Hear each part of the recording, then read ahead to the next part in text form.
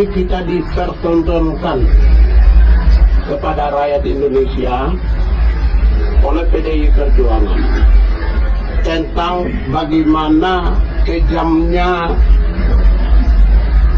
politik Indonesia. Hal itu ditujukan dengan ketidakhadiran salah satu putra terbaik Indonesia yang kebetulan adalah kader PDI Perjuangan, yang saat ini menjabat sebagai Presiden Republik Indonesia. Bapak ini Insinyur dulunya Joko pembenci Widodo, Jokowi, tapi yang sekarang tidak kok kayak gini. muncul dalam pengumuman calon wakil presiden mendampingi Bapak Ganjar Pranowo.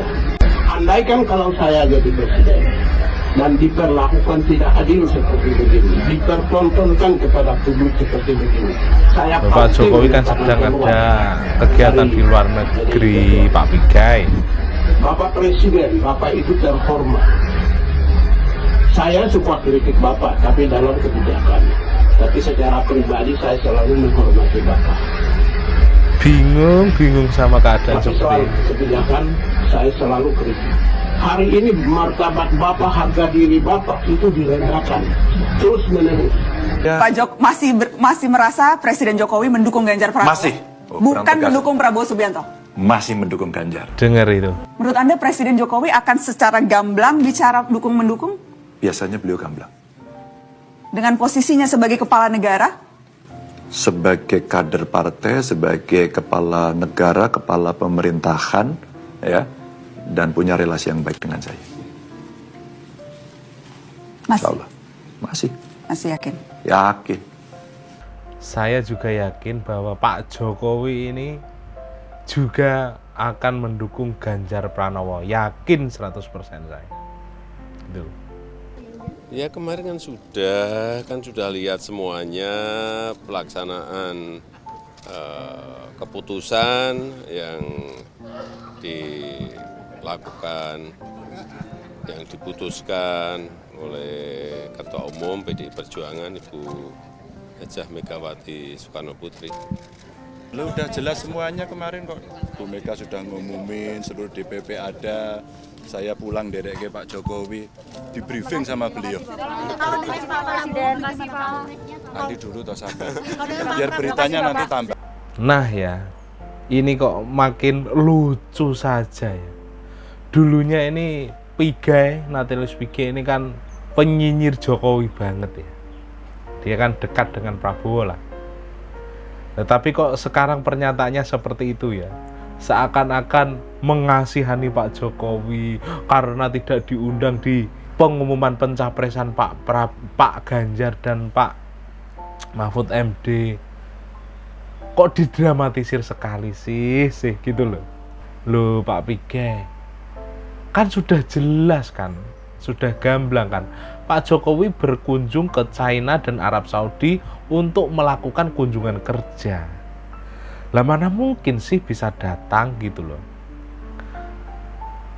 Namun seperti itu, seperti yang dikatakan Pak Ganjar tadi ya, saya yakin bahwa Pak Jokowi ini juga akan mendukung Pak Ganjar gitu loh. Pak Ganjar bukan hanya sebagai sahabat saja, melainkan lebih dari itu kedekatan Pak Ganjar dengan Pak Jokowi. Selain dari satu partai, keduanya memiliki kedekatan emosional yang sangat dekat sekali gitu loh. Pak Jokowi ini sudah dianggap mentor, sudah dianggap guru, sudah dianggap kakak oleh Pak Ganjar Pranowo. Begitupun sebaliknya, Pak Jokowi juga sangat menghargai Pak Ganjar Pranowo gitu loh. Jadi gak mungkin lah Pak Jokowi akan mendukung capres selain Pak Ganjar Pranowo gitu loh. Nah ini saya tunjukkan ketika begitu kedekatan emosional Pak Ganjar Pranowo dengan Pak Jokowi. Kalau nggak percaya langsung saja kita lihat videonya berikut ini ya. Saya punya mentor dalam pemerintahan, namanya Jokowi.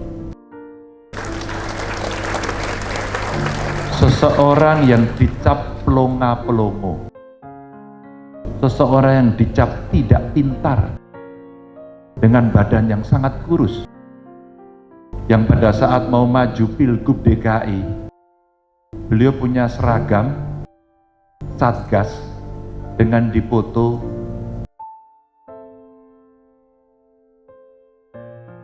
dan saya diskusi dengan beliau, Pak, dari seluruh foto yang Bapak suka ketika kampanye, ketika menjadi wali kota, hari itu gubernur, sampai Bapak jadi presiden, foto mana yang paling disuka? Saya paling suka foto saya pakai baju Satgas itu, katanya. Yang saya rasakan Bapak Ibu, dalam kultur kami sebagai orang Jawa, orang Solo begitu, melihat, silahkan hina saya habis-habisan, silahkan kamu caci maki saya habis-habisan, tapi langkah saya tidak akan pernah berhenti untuk memajukan negeri ini. Itu pesan dari beliau yang luar biasa.